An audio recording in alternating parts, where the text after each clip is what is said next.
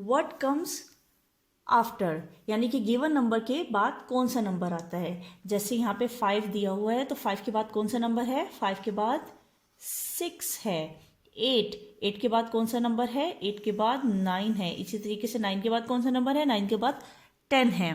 तो यहाँ पे दिया हुआ है 14 15, 1 4 14, 1 5 15, तो इसके बाद कौन सा नंबर आएगा, 1 6 16।